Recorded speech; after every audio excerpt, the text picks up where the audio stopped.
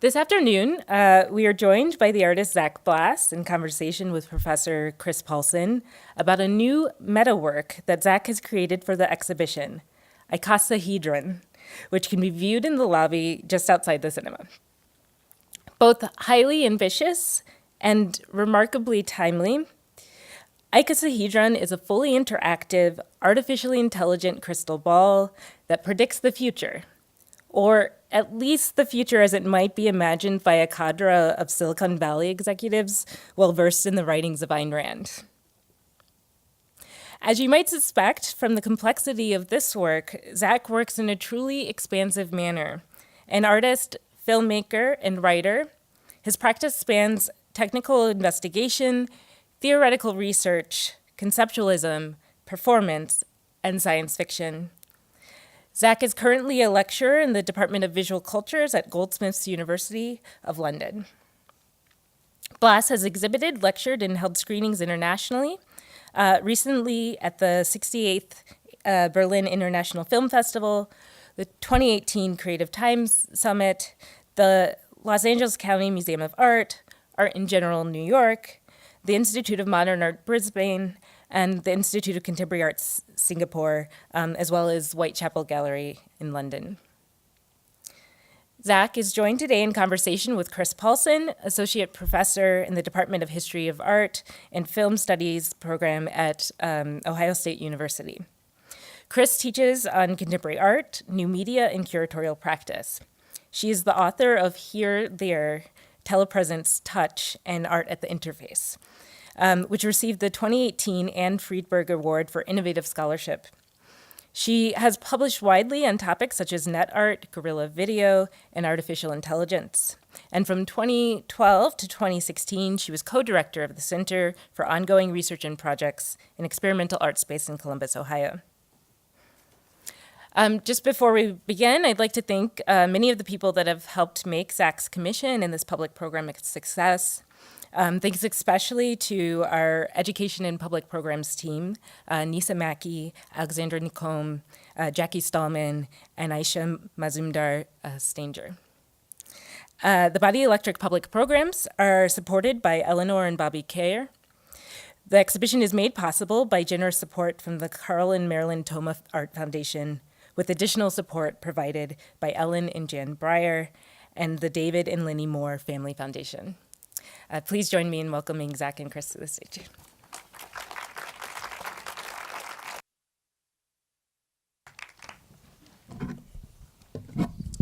Hello, everyone. Hi. So I just want to thank the Walker for inviting me out to do this, because I've had the really great pleasure of watching Zach's career, because we met kind of early on in your career and seeing your work kind of develop over time. And it's for me, it's everything that I like about art. It's aesthetically compelling, and it's smart, and it's funny, and it touches upon some of the really pressing issues of our moment. And not only that, but it suggests ways forward, which I think is something that's really important. It doesn't just kind of provoke the problem, but starts suggesting answers. And so I hope we can get to some of that today. But I think our first matter of business is really to talk about what's in the hallway, Icosahedron. And I don't know if part of me wants to venture a description of what's out there. That sounds great, and if you I'll want to advance. put on. So it's this beautiful, glossy, high-end office desk and executive chair, these books on the table, a potted plant, and a elf in a glowing kind of television blue crystal ball. And it's, maybe we can just kind of start talking about what's going on here, because all of this is so dense with its references and symbolism. So even just to break down what's there before thinking about these other layers of what's happening inside of it. I guess I wanted this work to be kind of like a high fantasy of a tech executive's desk. And I had someone particular in mind when I started this work, which you'll see as we move forward. This project is connected to a film that I made last year. And so I actually imagine this as the desk of Peter Thiel, who maybe some of you in the audience are familiar with, but is a kind of quite prominent figure in Silicon Valley, known to have kind of right-wing leanings, being friends with Donald Trump. Founder of PayPal. Founder of PayPal, destroyer of Gawker.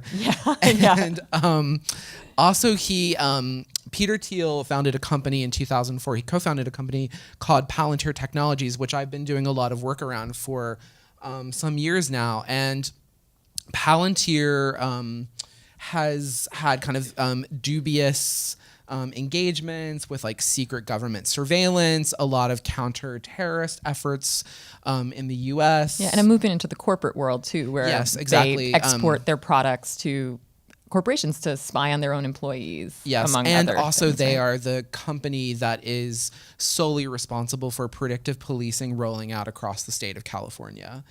And but like what I'm interested in with this company that is one of the wealthiest companies today in Silicon Valley that has like quite right-wing leanings is actually the name of this company.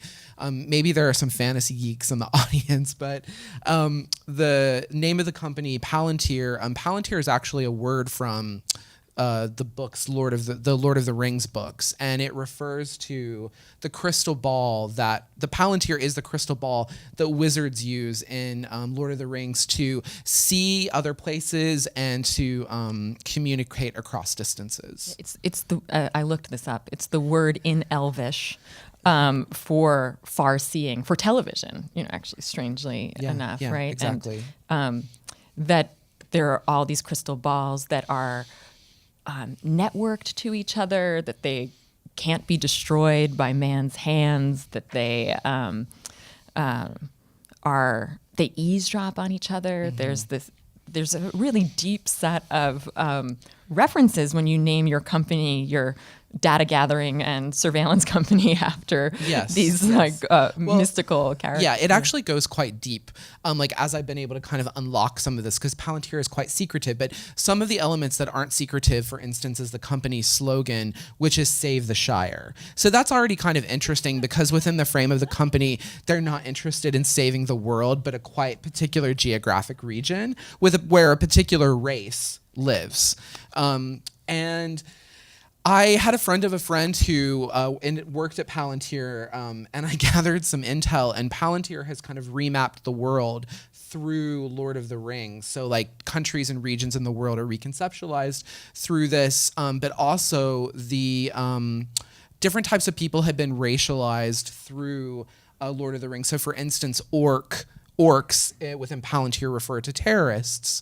So for me, using the elf is kind of like, I guess I think of it as like, in a way, kind of like the wet dream of Silicon Valley elite, because on the one hand, the elf is this kind of like technological disembodied figure, and people in Silicon Valley, like that's kind of one of these continuous goals of figuring out how to download consciousness, They live how forever, to become like a disembodied figure that can live forever. But also, within the logic of Lord of the Rings, the elf, is what tech elite project themselves into because it's the white immortal race. So this was for me the interest in in having a kind of elf within the crystal ball, because it is like the kind of, I think, what the tech elite kind of project themselves onto within this fantasy world. And this elf in the crystal ball, which we see here in its blue glassy glow, will predict the future for you if you ask it. But it's a future that's based in a really specific set of knowledge or possibilities. Mm-hmm. The books on the desk give some indication of what that is. Your list is probably further along in this. But that this is an AI that is, through machine learning, has been educated to talk about the future through a very specific worldview or set of text. And maybe if you have the books up there, or even if not the list, then just the image. Okay, I guess you can hear it speak for a second first. Yeah. I think we're missing audio.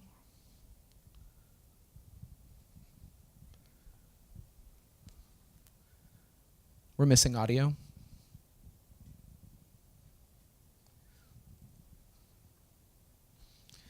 I can't see anyone up there, but can someone signal for me if audio is going to happen? Okay, let's try it again.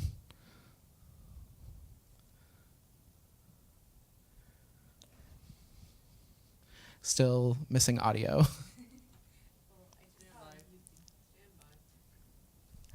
Well, maybe we can talk a little bit about. While we're going, okay, I'll just we'll skip ahead, and we can look at this.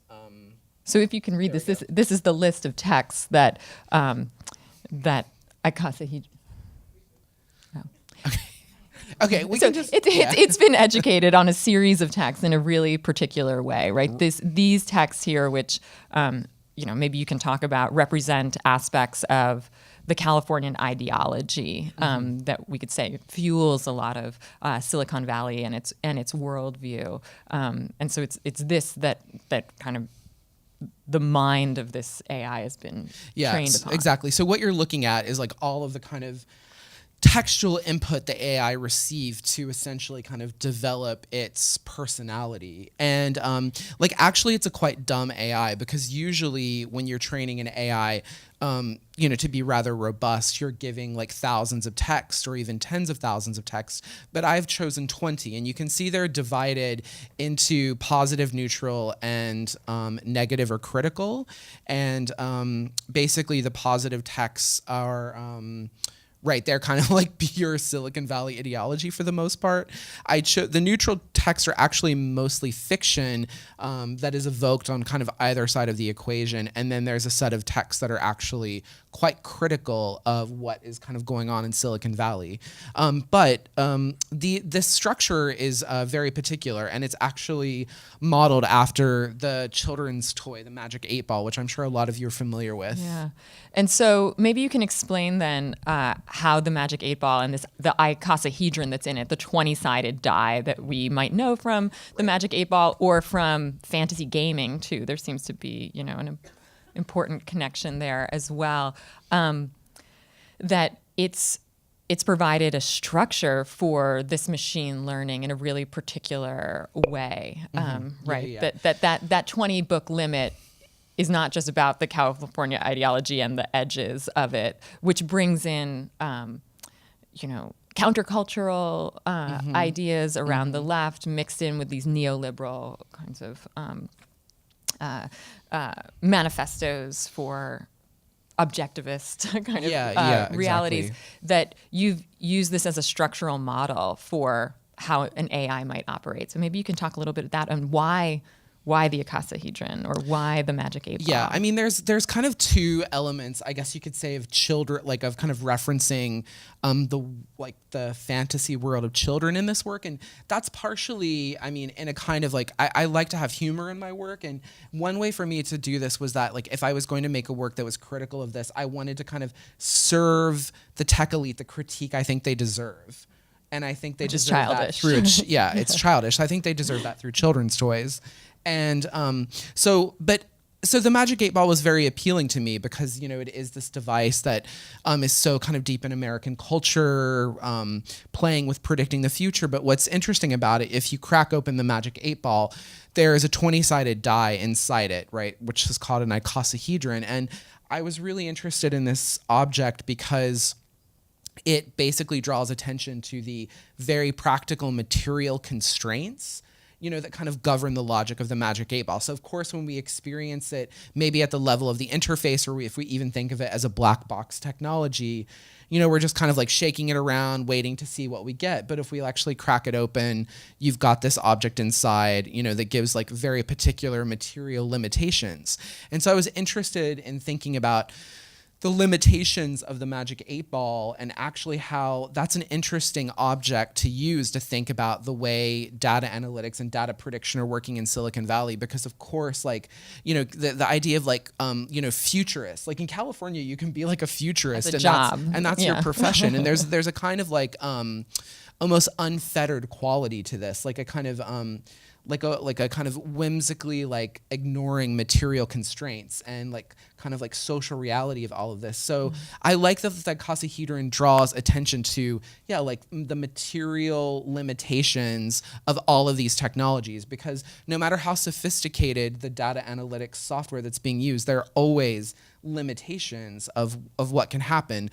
I ended up using this, the frame of the icosahedron, which has 10 positive responses, just kind of like is organized here, as a way to train an AI to kind of see how it would almost kind of do a kind of meta prediction, because all of the work, all of these texts that are selected have kind of influenced the way that these technologies are being developed to predict the future. And one of the things that I find interesting about you choosing the Magic 8-Ball, if I'm thinking of my own kind of slumber party experiences with it, because I never had one myself. I could only access these mystical objects through friends, that people kept asking it over and over again until they got the answer that they wanted. Like it wasn't just like you did it once, you're just like, and it's like, that doesn't seem right. Let me shake it up again. And it seems to lend itself to that. And that reminds me to a certain extent of this idea of the futurologist that we're talking about in Silicon Valley, someone that predicts the future in this seemingly unfettered ways, but in the case of Thiel and others, have the power to enact some of those futures, to not just, make a prediction, but to set into motion the conditions which will make that future appear in some ways or another. Like, you want predictive policing? Let's figure out how that's going to work. Yeah, I mean, I think this, like, within the logic of Palantir, I think, it's not just about prediction, but it's also about preemption. So some of the point with all of the newer technologies that are being developed that are driven around predictive analytics, it's about predicting things. So actually you can prevent certain types of futures or incidents from happening. And, predictive policing is a great example of this. And I think, this is the Palantir logo. I was going to show you a little bit more. I mean, interestingly, right, the Palantir logo, you can see that this is clearly riffing on a crystal ball. This is the Palantir in Lord of the Rings.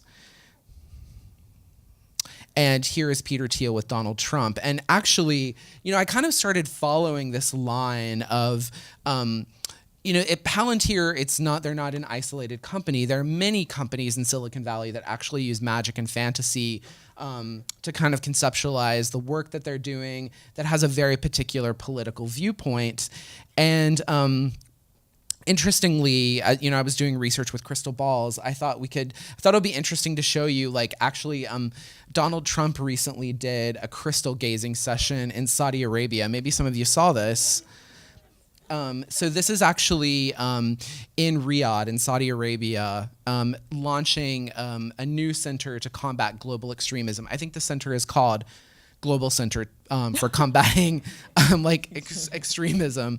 And to launch this center, you have the president of Saudi Arabia, of Egypt, and Trump.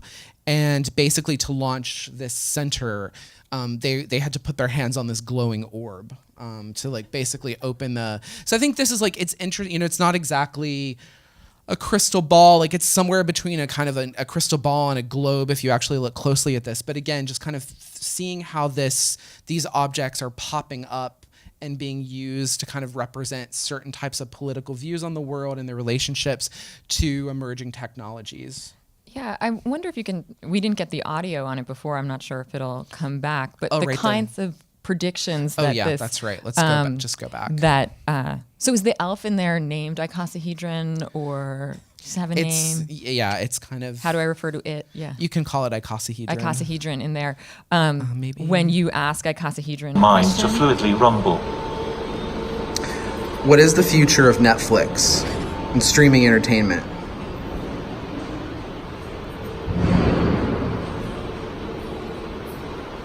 Perhaps Wixon may disassembly supplement Netflix shares, then quite a few employees might abstractly stash to additionally automate a money. And so as you're saying, that this is kind of a dumb AI, it doesn't, because of the limits of its world, the small limit of text, it is confined in some ways to what it can speak to you about. But also, I'm wondering, have you had a chance to get in touch with Icosahedron yet? Like, see who it is as a being? Like, has it surprised you yet in what it talks about? Or yeah, it has surprised me. Like, I ask it about feminism every day and it won't respond. Unsurprising, maybe. And actually, it's fascinatingly prudish. Like, I know it's trained on curse words, but it won't say any. But partially, I can tell you a little bit about this because it was so technically complex to make this work. I worked with about 15 people to make. I had a technical team of about 15 people to make this because it's integrating so many different types of software and programming, and actually to have this type of interaction requires text-to-speech recognition, like text-to-speech translation, which is because the AI is text-based, and you have to use some type of software, to take that text and translate it into speech. But you also have to do the opposite. When you talk to the AI, you have to use speech-to-text recognition. So when we speak to the elf, you have to have a robust system that's able to interpret your speech, right, and turn that into text so it can engage with the AI. And actually, I don't really see it as necessarily a conflict of interest in this work, but Google has the most robust software for this. And we experimented with many different speech-to-text software options, and it's actually shocking how superior Google's API is for working with this. But the thing is, it would randomly bleep out any kind of curse word, but then we could actually never figure it out because literally when you would look in the code, if you would say something, it would be that maybe is profane, it would be starred out. And do you think that's happening on Google's end? Well, yes, Yeah. but then other times it wouldn't be. So there's some kind of strange erratic software situation happening. But well, and Google's translate and speech to text is so good because it has been trained in this way by machine learning from the bottom up, and so it is a model in some way of this. But it's been trained on a huge amount of text, right? What's out on the web, and the text that something's trained on really matters, and AI is trained on. You can imagine that an AI based on the books that you've chosen versus ones that were based on teen romance novels versus on even just 19th century novels, they're going to come up with a different set of ideological leanings, right? What it can talk about. If it's just trained on 19th century novels, you might find that you've developed a very misogynistic or, racist AI because of the text and the culture of its moment. So you're kind of pulling out, distilling in some way this culture. Yeah, maybe one thing I could also say about this that's kind of interesting is because, there is, clearly it's if you follow the logic of the Magic 8 Ball, it's weighed towards the positive, it's weighed towards Silicon Valley. But there are this set of critical texts, and one of them, one thing that's really interesting about this to me is that there is a popular writer named Noah Yuval Noah Harari, that's his name. And he is this very active critic of what's happening in Silicon Valley today. But if you search for his name online, the first thing you're going to find is a set of articles that basically describe how tech elite in Silicon Valley are completely obsessed with him and love him. Yeah. So I think there is something about kind of Silicon Valley subsuming its critics and folding it into its vision, which actually kind of fits this model of the Magic 8 Ball as well. That there isn't kind of a way outside that critique, that it recuperates itself always. It seems that even the countercultural texts that are in there, that happens to as well. You see how Stewart Brand is kind of as conservative as anyone else through these kinds of methods. So it's really, I think, fascinating, the idea of embodying or as an elf in a crystal ball, the California ideology. And I guess I'm wondering, what kind of futures are being predicted here if we can start to understand the kind of mystical pronunciations or projections of Icosahedron. Do you imagine that it will tell us anything, or kind of that in its limits it shows kind of the shoddiness of this ideology, that you can't base a world around such a limited worldview or something like that? Yeah, I think of course it's like an experimental, I had no idea how this would, the bot would turn out. But I think it is like a little jumbled, and it does seem to have incredibly wavering and oscillating viewpoints.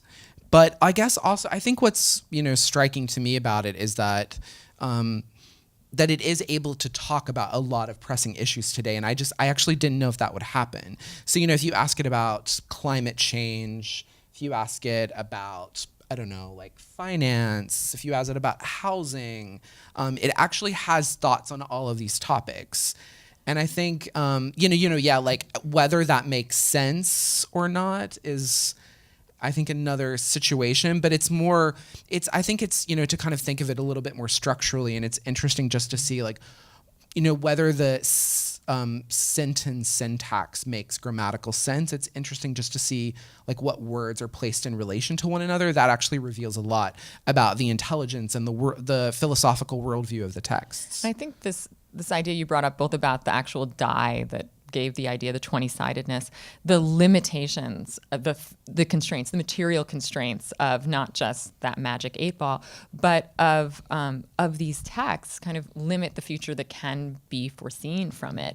And we have that, if you think about Peter Thiel and the other people who embody this worldview, they are determining our future in some really kind of tangible way. And so we're seeing the limitations of that. And I know that you have, your body of work has been kind of in recent years dealing with the impacts of these philosophies and philosophers on the world more largely, and how we might be able to conceive of it, or to conceive of futures, not just have them predicted, but for ourselves to think about what comes next, or how we might imagine 20 years out from now and what we want from it. Ayn Rand being one of the kind of maybe that's a good segue main to, components to it, because and to Jubilee Contra Internet, which is again.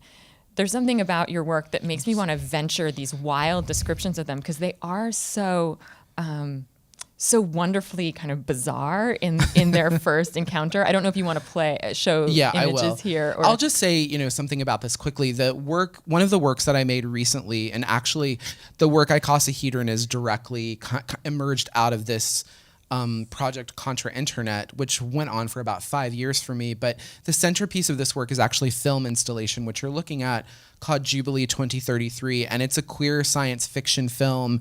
And it's a little wacky, but the story is, it begins in the 1950s in New York City with the novelist Ayn Rand and the kind of, circle of intellectuals and artists that were around her at the time, including a young Alan Greenspan.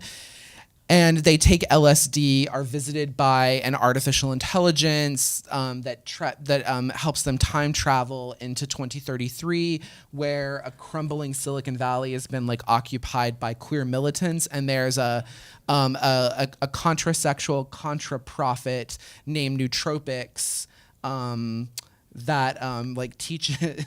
I guess gives like a lesson on alternative futures of the internet. I mean, maybe like I'll just play a trailer. It's wonderfully fantastic. I mean, that setup is so great, because some of it is, obviously in fantasy, this AI and the future, but so much of it is grounded in an absolutely true, bizarre reality. The AI is real. We can talk about this. Okay. This AI in this film, I was interested in this AI because she's a real AI and kind of the first commercial AI to have a full body. Oh. Anyway, I'll play the trailer. Collectivism as a social ideal is dead. But capitalism has not yet been discovered.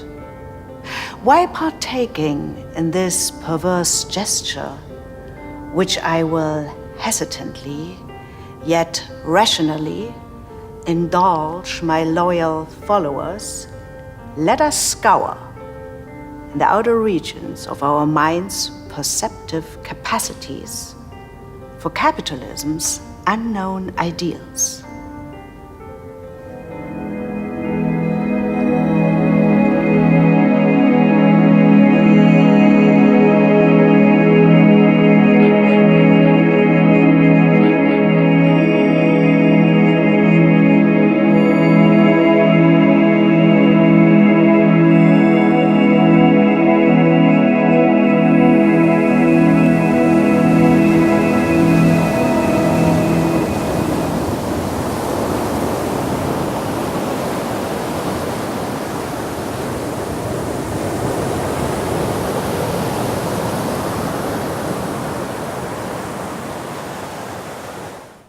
So the characters in this film, Ayn Rand and Alan Greenspan and Joan Mitchell, who is a painter but not the Joan Mitchell you're thinking of a different Joan Mitchell, not the abstract painter. These are all like real historical characters that engaged with each other in really close ways. And in this film kind of speculates around what might happen if they tested their philosophy, right? They decide to go on strike, to withdraw their intellectual productions and productivity from their selfish pursuits from the world to see what happens. And so they take LSD and they get these visions of the future. And the future that I want to ask you to talk about the futures that are presented in Jubilee 2033, because there's two options, it seems, for what our primary options for what the future could be from here, and especially based around the ideologies that are being pursued in Silicon Valley. And I maybe ask you to, because they're both so dystopian, not the Contra possibilities, Sure, but of the basic yeah, possibilities. I mean, maybe what I could say, there's this work, I feel like this is my like everything in 5 kitchen sinks work. Let me try and say this succinctly. So yeah, when the research of this project began, I guess I kind of saw two main narratives about the future of the internet. One I describe as killing the internet, and this refers to the growing increase of governments around the world creating what are called internet kill switches during politically volatile times, when a government can very rapidly shut off national access to the internet. And this quite famously, I think one of the most well-known instances of this, although it happens all over the world very frequently, happened in Egypt during the beginning of the Arab Spring. The other I call disappearing the internet, and this refers to I think it was at the 2014 World Economic Forum. The CEO of Google, his name is Eric Schmidt, was asked to predict the future of the internet, and he offered a very provocative statement. He was like, "Well, I think the internet will disappear." And what he means by that, of course, is not that the internet is just going to vanish. It's that the internet is going to so fully integrate into the world that there will no longer be a distinction between the world and the internet. And partially, what that's referring to is like the Internet of Things, more and more devices, doors, cars, apartments, becoming networked to the internet. And I was really struck by that, because to me, it's like kind of a classic situation of like a totality or something with no outside, attached to a very particular political worldview. So, I mean, of course, these are related. It's not an either or. They're both kind of happening right now. But, these two kind of paths of killing or disappearing the internet, and the work, I mean, this is hilarious because it's so profoundly not what I made. But originally, I thought this project was going to be a documentary, because I was really interested in people around the world that are actually building infrastructural alternatives to the internet. And this activity, again, is like flourishing all over the place, whether it's artists or activists or technologists, like literally building, and these are often, on a smaller scale, but actual infrastructural alternatives to the, kind of commercial corporate internet as we know it. And I found that really exciting. And it kind of like, I mean, for those that are more, kind of like familiar with post-internet art, I thought like this kind of vision of what these activists and technologists are doing, like for me, kind of break out of this malaise of like what I see in a lot of post-internet art, which is a total lack of vision of kind of how to get out. It's like, to me, it's like a classic kind of queer thing. I think of a queer theorist like Jose Munoz, who, like wants to cruise utopia and talks about the present as a prison house and this kind of need for some kind of vision. And those activists and technologists like really inspired me to think beyond the horizon of the internet as we know it. Even though, and also I guess what I'll say about that is when I would tell people about this, they thought I was insane. So I think it also just plays out like how difficult it is to actually even think that. And that's an interesting place to make artwork around, I think. Well, I think that's where you get to that's one of the places where I think you get to something that's really, to me, quite profound, is if we're given these two major options of that either the internet will be shut off in moments of authoritarian control because we need it so badly for everything, which is also kind of attached to this idea that it's disappeared into everything, that our lives are so tied up in it, that it starts feeling like there is no outside to it. Yeah. That, as you're talking about with post things, that post-internet is this idea that we can't even conceive of the world or anything that we do without the internet being the back end of it. All of our ideas are kind of furnished through there or developed through there. So what does one do when you're posed with these two dystopian options? And I think that's one of the things that's really powerful about this film, and it does it in a really humorous way, is to suggest some ways out, help us imagine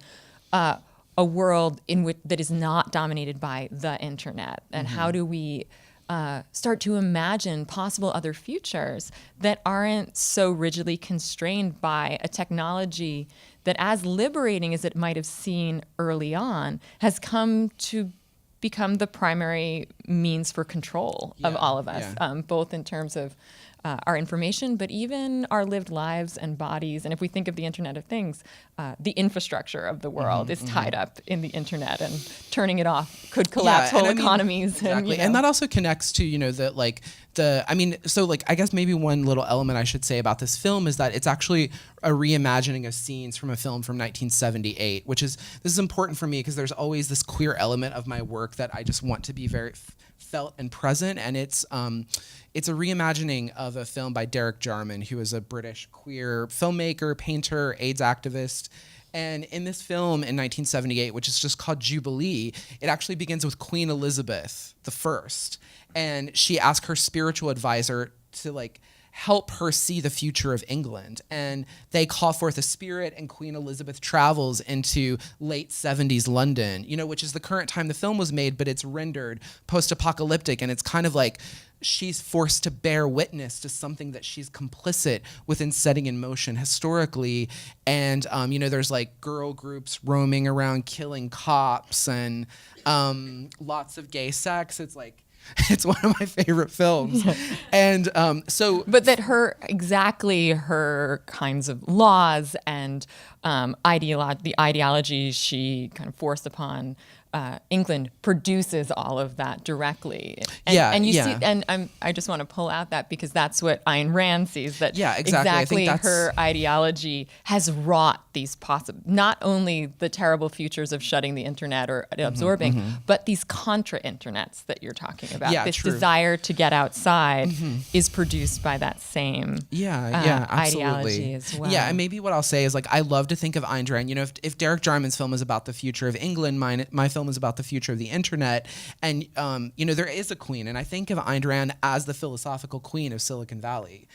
So I think her kind of mark philosophically and intellectually on the worldview of those figures today is, absolutely not to be understated. Well, and I'm not sure how familiar people are with Ayn Rand's work or objectivist philosophy, but it's based around this idea that every individual pursuing his or her, but his maybe own selfish needs will add up into kind of will build up the world around them, that's all positive good. And the fewer restrictions we can have upon us, the better, the more unfettered that personal selfish goal is, the greater the world grows. So laissez-faire capitalism is the only system under which this can flourish. And so if you just pursue your selfish goals, the world will develop kind of around you. And this is what's fueling. Exactly. Ayn Rand had a concept called the virtues of selfishness. And actually, she's so American. It's a form of radical individualism. It's kind of a refusal of any kind of socialism or any kind of altruistic good. It's about people pursuing their own individual desires and absolutely doing that and nothing else. And what emerges in her writing is the idea of of a particular hero, the hero figures in her novels that walk this really hard path of pursuing their individual dreams and desires. But yeah, anyway, I guess the contra point for all of this to me has to do with dildos. And which actually comes out of this work by Paul Preciado, in this early text called the Contrasexual Manifesto. And in this, it's kind of it's an amazing manifesto about dildos. So I can relate to it in a lot of ways. And I really love how the dildo in this book gets turned into like a practical diagram. So Preciado says you can turn your whole body into a dildo. And partially that's kind of referring in a way that's kind of about unlocking certain contra pleasures in the body and, like essentially kind of experimenting with queer sexuality. Well, maybe we can talk about what this word contra means. And, I can maybe push you into talking about this concept of utopian plagiarism that you're developing in general, but through this work in particular, I think of borrowing from Jarman, borrowing from various philosophical sources and cultural sources. That what does contra mean, or what is instead of post or these other kinds of terms? How does and the dildo? How does it work into this? That how does contra practices help unearth kind of or expose non-normative, non-hegemonic, non-binary kinds of logics? Yeah, I mean, I think in a very simple way, the contra is about refusal. And part of me, when I started developing the idea of the contra internet, like I didn't really know what that meant. And I had studied, like, I guess my main art mentor was Ricardo Dominguez, who was, if you're familiar with this group called Critical Art Ensemble, who was very active. In the 90s, they were like an art technology and activist group that actually wrote a lot of books. And they developed very kind of experimental concepts for artistic thought and research and production. And one was around this idea of utopian plagiarism. And I think just being around Ricardo so much, it's like this idea is lodged in my brain. And it was really about taking ideas, quickly reworking them, and like seeing what that might open up, while you still carry the history of that original idea. And Critical Art Ensemble did this, very famously in the 90s by taking Thoreau's idea of civil disobedience, slapping electronic in front of it, and kind of opening up this whole terrain at that point, of kind of like hacktivism, online civil disobedience, which was like incredibly new at the time. So, as I guess I was reading the Contrasexual Manifesto and being extremely annoyed with the conceptual premise of post-internet that I kind of kept finding my work being wrapped up around, I ended up with this idea of the contra-internet. And I think, over time, like, it, kind of like Preciado's contrasexuality, on the one hand, it articulates a certain kind of refusal, a kind of pushback against, again, this internet as we know it, these two pathways of disappearing or killing. But on the other hand, it is trying to open up something positive, some what Preciado calls these contra pleasures. Which you can see here, Preciado attempts to teach us through practical exercises with dildos, such as drawing a dildo on your arm and masturbating it.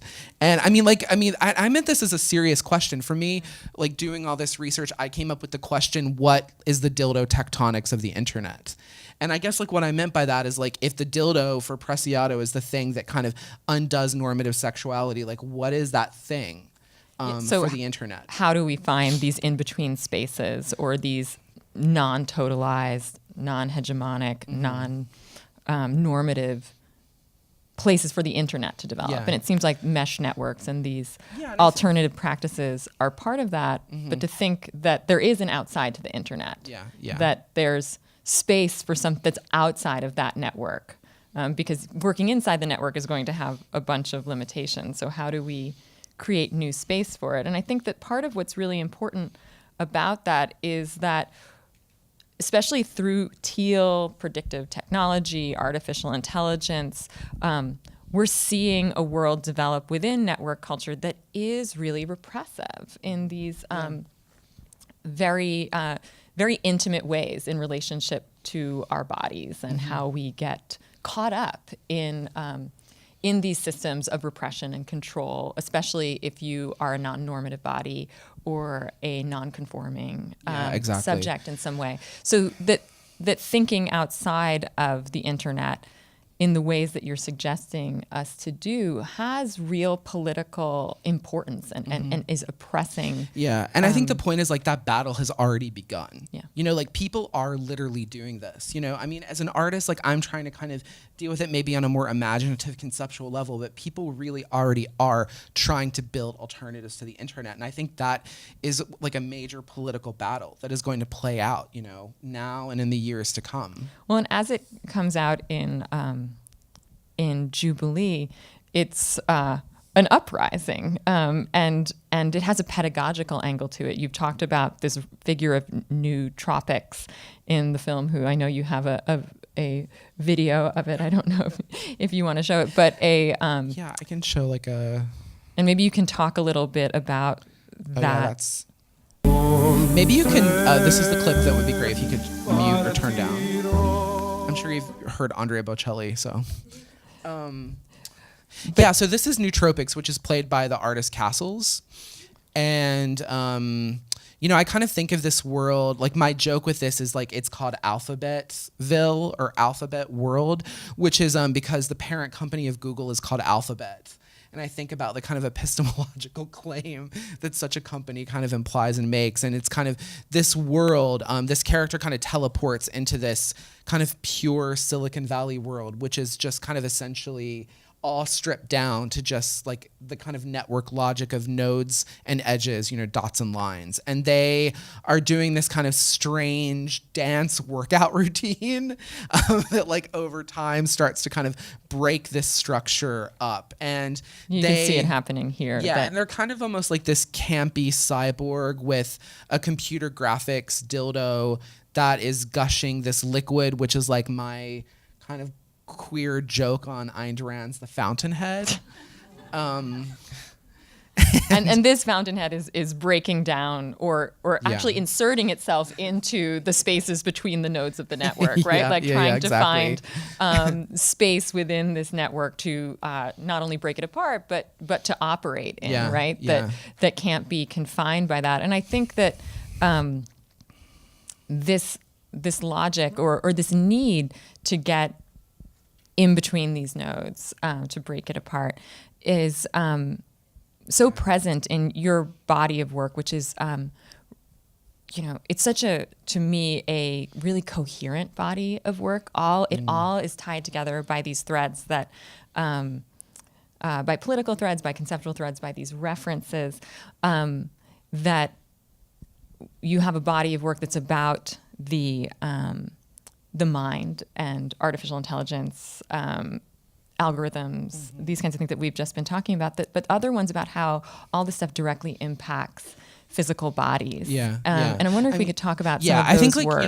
I think maybe we can end on this quickly because I really want to share this work with you. This is like this work Sanctum I made in the fall in Madrid, and it's definitely one of my favorite works I've ever made. It's super ambitious. So I'll just go through it kind of quickly and show you a little bit of documentation. It is kind of responding to the main airport body scanner that is out there around North America and Europe, which is Provision.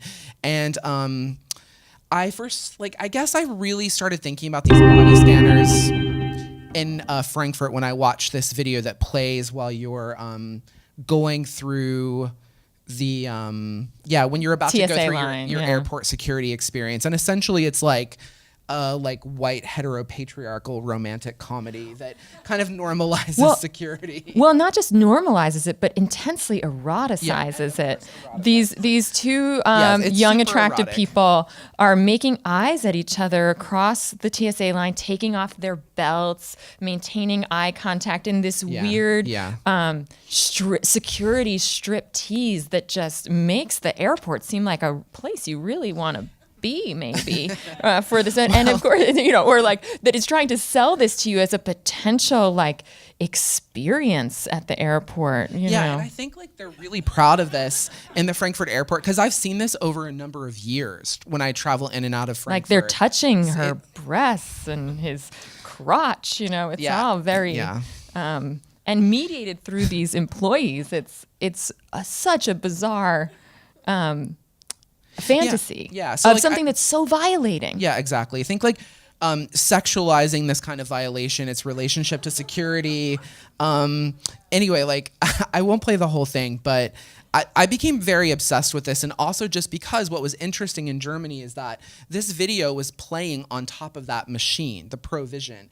And this is the machine in the US where like transgender people have gotten detained on pre-terrorist suspicion because when their body is scanned, certain types of anomalies are detected. So just to kind of have that type of like heteronormative video playing on this machine is already so disturbing. That it's showing you how you must conform to even, exactly. pass But like through this. basically I became obsessed with these figures, like deeply, deeply obsessed. And I found out the company that has made the provision calls these figures generic mannequins. So you have these generic mannequins, which like aren't really generic because you can see you've got like a baby blue or baby pink button to push when you're analyzing someone's body.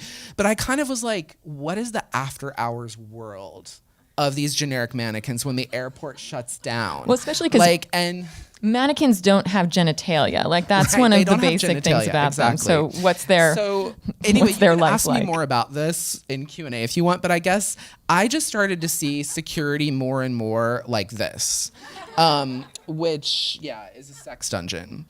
And basically I decided to make a work about this, and you can imagine takes a certain kind of place and a certain type of curator to go there. And luckily, like, I found an amazing place to do this, which was in Madrid at Matadero, which is an incredible, huge public art space in Madrid. And this used to be a slaughterhouse.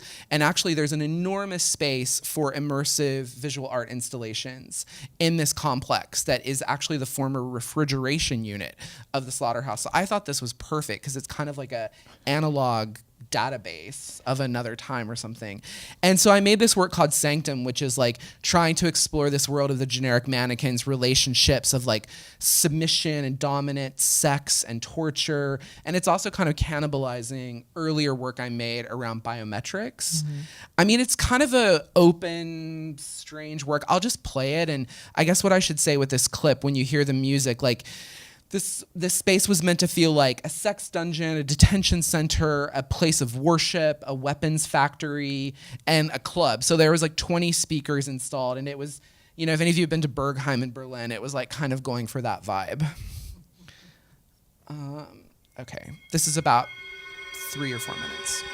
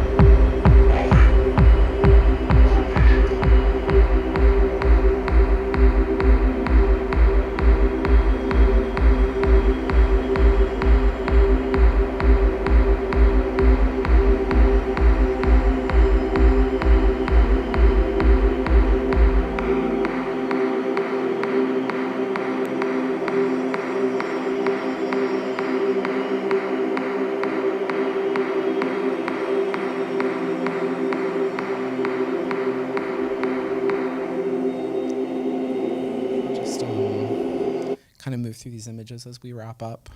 Well, one of the things that strikes me about this is that while BDSM culture might feel foreign to some people, the experience in airport security is something that we go through all the time, and subject ourselves to these violations and humiliations at the sight of this power with pleasure, because we want to get to what's on the other side, these payoffs. And so there is something that is so such a great analogy to what we do. And of course, people move through these checkpoints with more or less freedom depending on their bodies, as you've already pointed out, like if they are conforming, if they fit the generic mannequin model that these corporations want us to easily slot into. So it seems like such an apt metaphor for what we do all the time.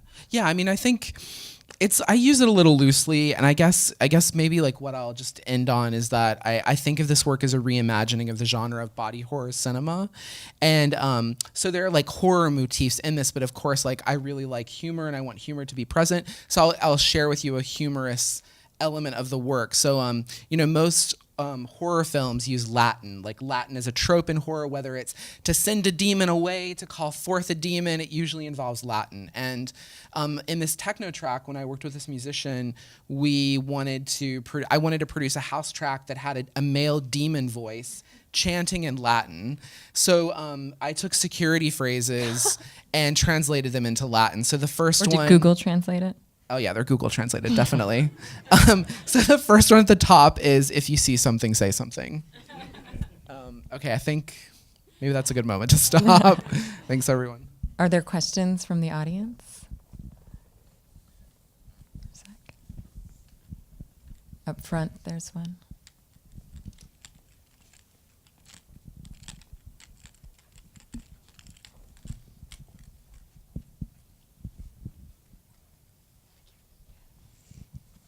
Thanks for a stimulating conversation. I got a question about sort of your art practice, how it breaks down, and you didn't really go into.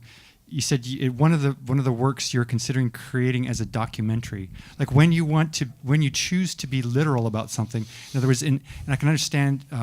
Obviously, you feel passionate about some of these situations, the violations of sort of human rights, and in which case you want to say something very directly. But some of your work is so oblique. It's interesting. I saw a father and his kids looking at the desk, and while they were intrigued, I mean, I don't think any of this message came across, or certainly not on a conscious level. So the choice between when to make something literal and when to just have it simmer off in the background and have it more liminal. Yeah, so I'm not making a documentary. I said that I was interested in making one, but it became a science fiction film. And I mean, yeah, with artwork, the work is complex and it's research driven. And I think, with my work, I think there's always like a skim off the surface that people can engage with. I mean, you're welcome to disagree with me, of course, but there's always a kind of surface level to scoop up of work. But for me, it's important that there's a deep dive. If you want to go on that path of the deep dive, it's there. Yeah, it seems that, we were talking about this just earlier, that those books on the desk, the small selection, the micro selection of books that form the 20 books in it, that kind of Googling Google should be involved here, but Googling the relationship to those things, you'll suddenly kind of come upon, should you wish to scratch the surface there, come upon how these are all related to each other in this ideological world. And it seems like, the clues are there, I think, which is something that I appreciate. And even for me engaging with this work, I was following some of those leads and things opening up to me, like all this Palantir stuff about Lord of the Rings and its resonance. But it does seem that, you have this symbolic world. And we were talking about that this relates to Joan Jonas's work in some too, where she has a very symbolic world as well, and needing to kind of scratch slightly in to suddenly open up the depth of references and how they spread. Yeah. I mean, that's pretty much how I think of it. I think I always want there to be a surface opening in the work. But I think the work does provide a path, but you're going to have to do the work to walk down the path. Yeah.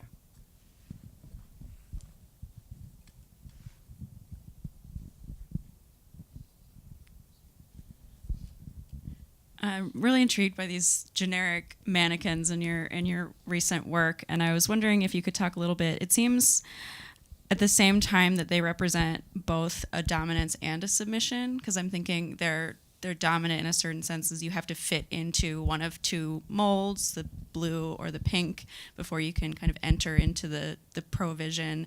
But they're also submissive in the sense that they take, a scan of each of us into themselves each time, someone new walks into the machine. And so they're sort of simultaneously controlling and receiving, everybody as we get to go through, but they have to remain kind of in the system. And so I was wondering if you could talk a little bit about that aspect of the work, maybe if you saw that too. Yeah, I mean, actually, maybe I'll start with one thing that's interesting about the generic mannequins is the company also describes them as image-free. And partially what that refers to is there's kind of an obscured relation of how the body is actually being technically assessed in the machine, which is through millimeter waves, and how that ends up getting visually represented. So basically the generic mannequin was supposed to be a corrective towards earlier versions of airport body scanners that actually did take more kind of photorealistic scans of naked people's bodies. And this was why during that period when this was happening, there would be a security agent off-site that would be looking at that photograph or that scan, and then would kind of like report back through an earpiece to the agent that's actually standing with you. So like that's just one, I don't know, just kind of like say a little bit more. I think that's one element that's incredibly fascinating, that they're image free, they're generic, yet, I mean, that the only thing that we can see immediately visually is that they're gendered, but of course it's also racialized and these other things, but gender is the only thing that's made like apparent on the interface. And yeah, that read makes a lot of sense to me. I mean, yeah, there's the requirement of like cohering to that, which is kind of confusing because you don't actually, it's not generic. So that's kind of black box. Like I actually, a couple years ago, I tried to get a museum tried to acquire one of these so we could work with it, but a scanner. Yeah, a Provision 2, but you you have to, the company would not sell one to the museum. Just get a home model for. And so anyway, that kind of like, that's like a black boxed situation. But like I do know that like one way that these millimeter wave body scanners work is actually through symmetry. So if you like are actually trying to like smuggle something through the scanner, if you put two of the same thing in each pocket, like it won't necessarily trigger. So that's also kind of that's interesting. There is this like relationship with symmetry that actually, and asymmetry is like a triggering trigger some kind of like additional risk assessment. Yeah. There's a question in the back.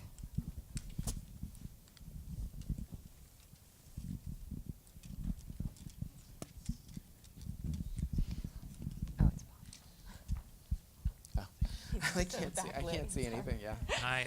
Thank you so much for your talk, and thank you, Zach, for your commission. I'm wondering, Zach, if you could share a little bit about how your work has been recently censored in China, and if you could share maybe the kind of implications around how your work has been viewed in different social and political contexts.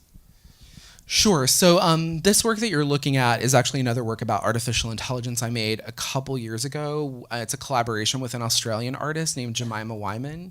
And we made a work about this Microsoft AI named Tay, who maybe some of you heard about her.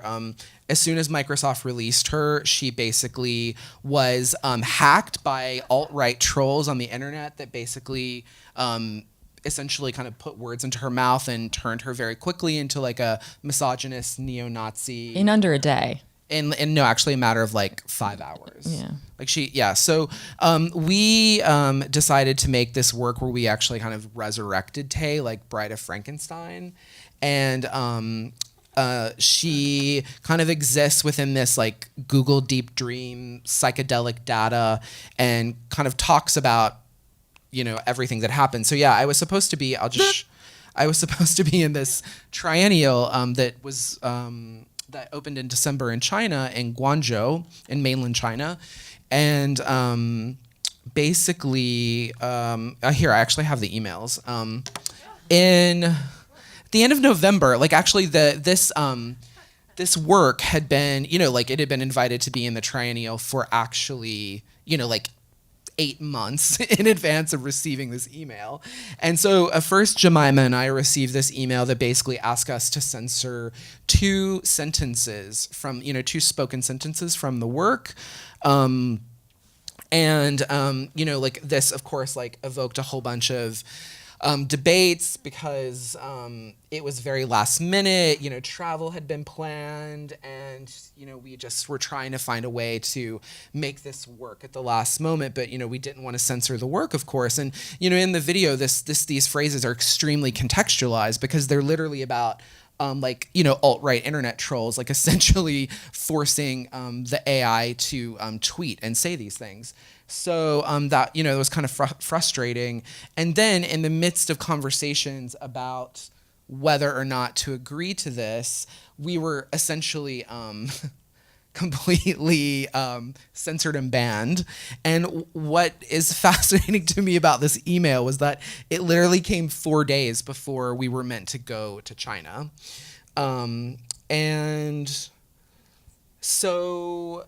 One of the things this points out to me is, thinking about icosahedron, is how important, again, those texts that you're trained on are for any AI. And Tay was trained on the web, by Americans in their in kind of hateful political speech, or just even the internet itself. What it can skim from. Gathering that, it's going to turn out to be a dick, right? Like that's kind of what ends up happening when, and so those back ends, and of course this is sort of maliciously taken over, but that it gives us a picture of ourselves, of culture back to us very quickly. Yeah, definitely. I mean, 100. I mean, and I think, I think that's like Jemima and I are extremely different artists. Jemima is a painter and works with fabric, so we have like really different outputs, but we both had this interest in the relationship of pattern and politics. And we made this work in Australia when we were there doing a residency for a month.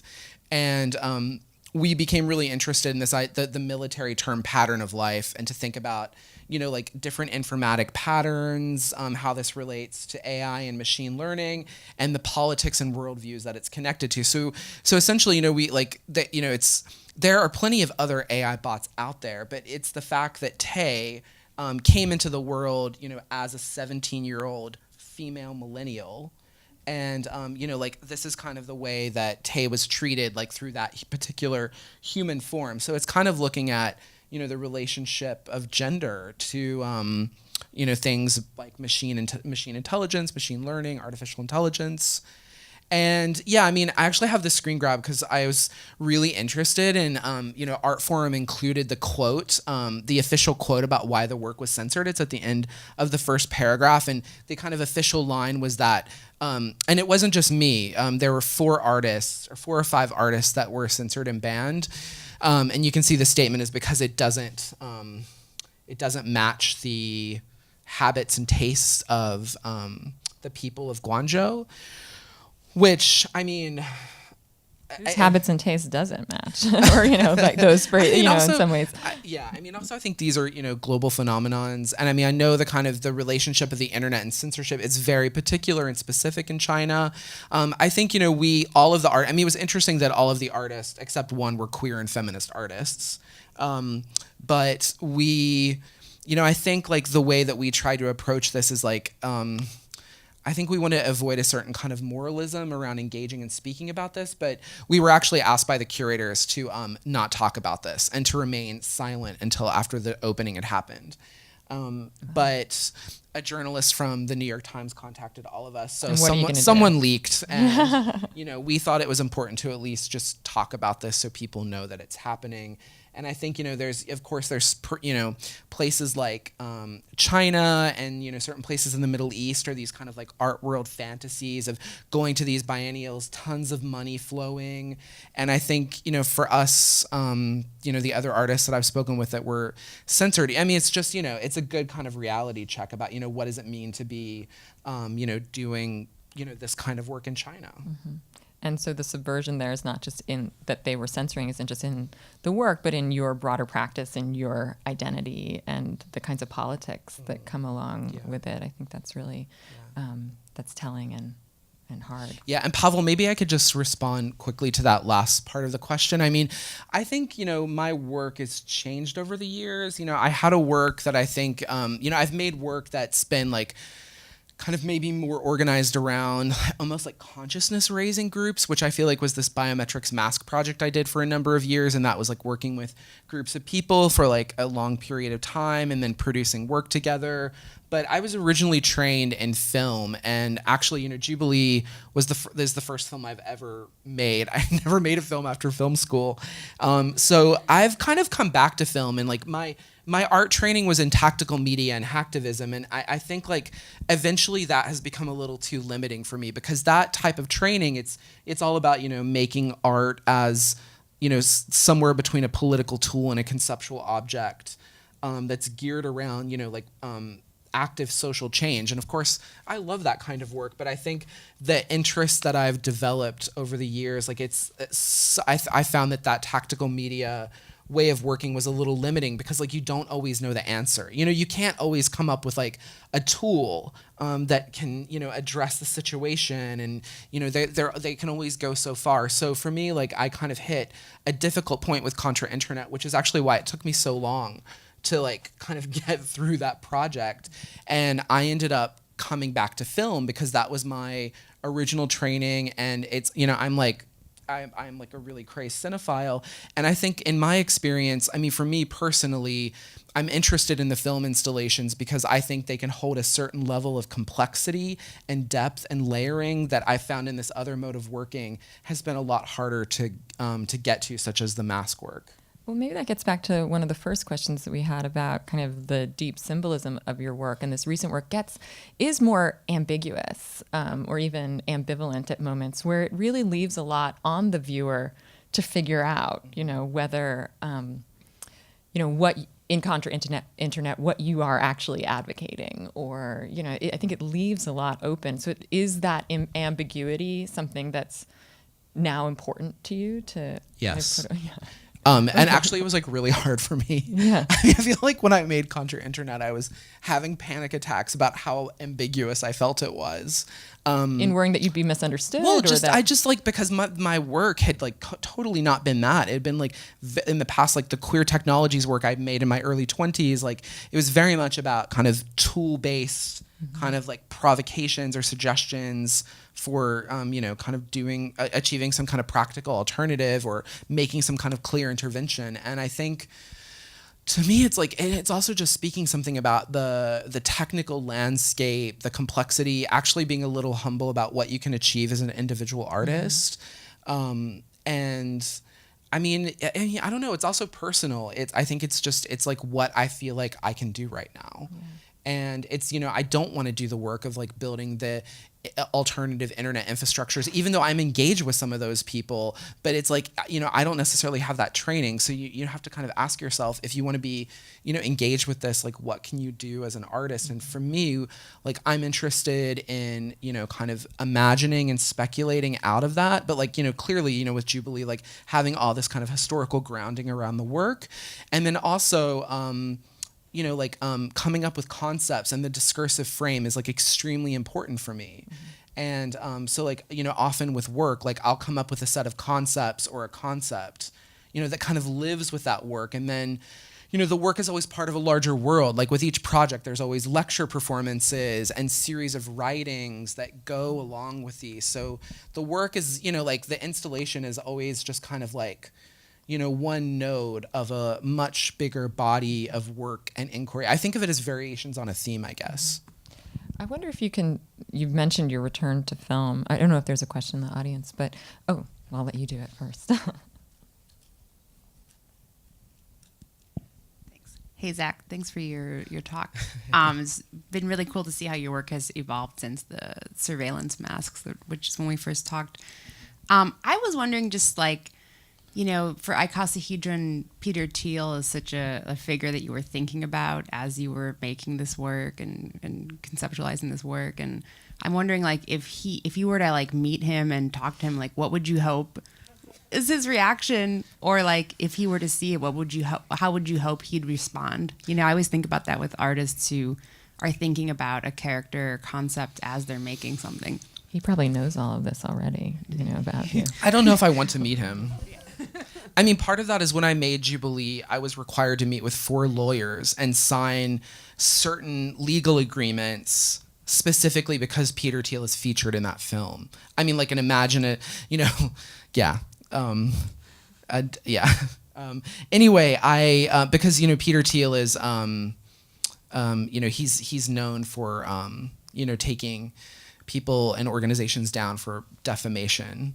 So, yeah, I don't envision that conversation being productive. I mean, I would be much more interested in being like a fly on the wall, to kind of observe. But yeah, I mean, interesting question. Of course, I've thought about it. I've definitely like imagined, yeah, like what would happen, especially when I showed Jubilee in LA, which is where Peter Thiel now lives. And he shows up dead in that film. We didn't see that moment, I don't think, but he's like one of the only casualty that has a name, really. And you see his corporate badge kind of on the ground, and he's face down. Yeah, that's true. And it's also kind of like thinking about Derek Jarman's original Jubilee and like the kind of like the relationship of queer militancy with like, you know, kind of like dark humor.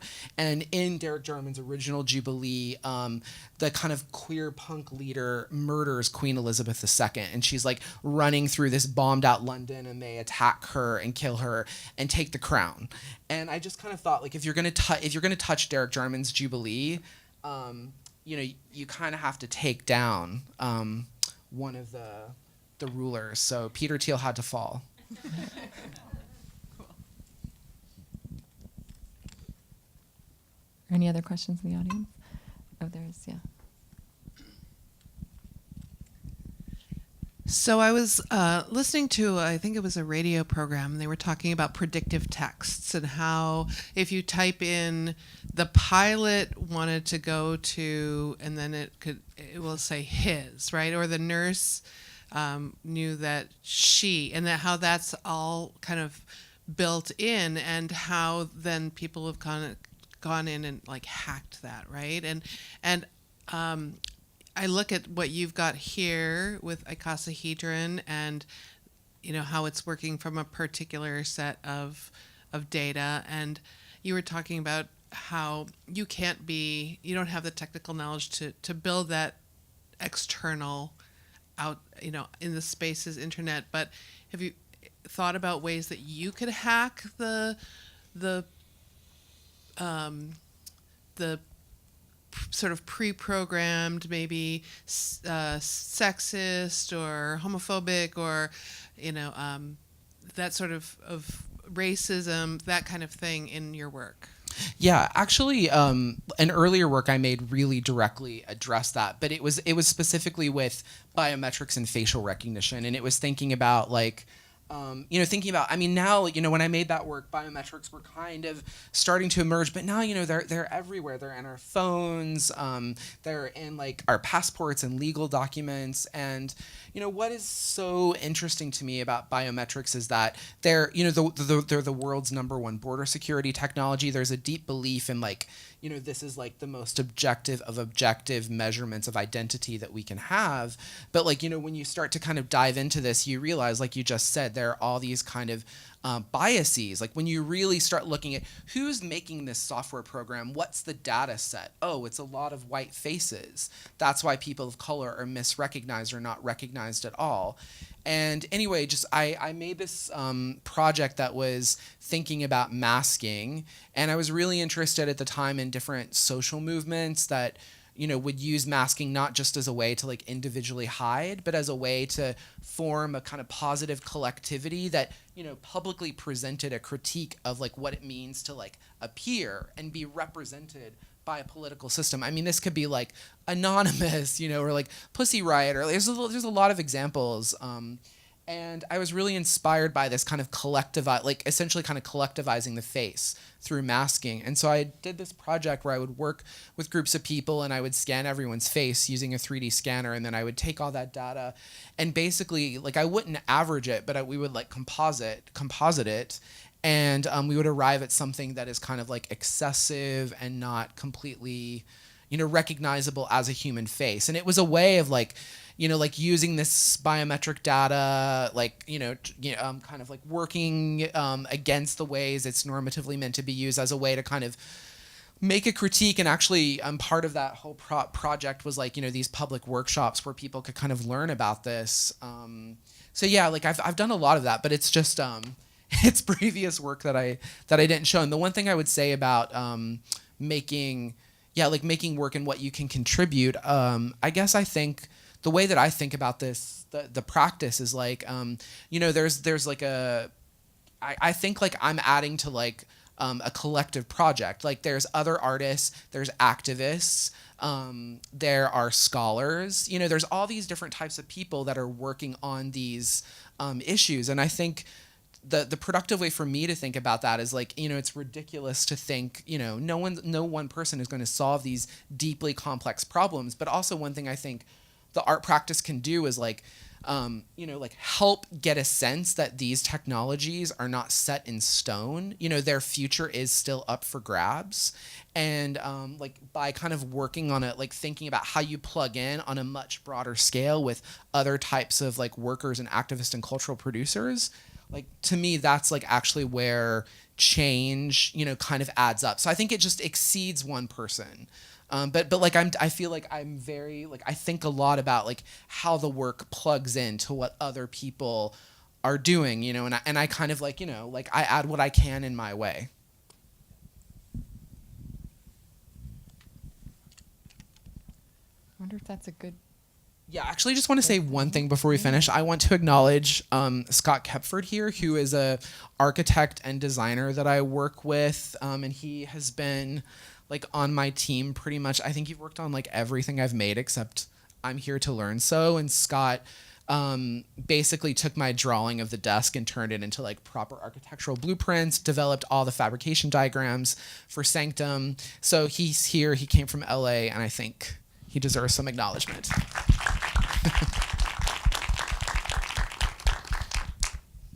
Well, thank you for this Thank you, talk Kris. and It was a coming pleasure. out. And thanks everyone for being here.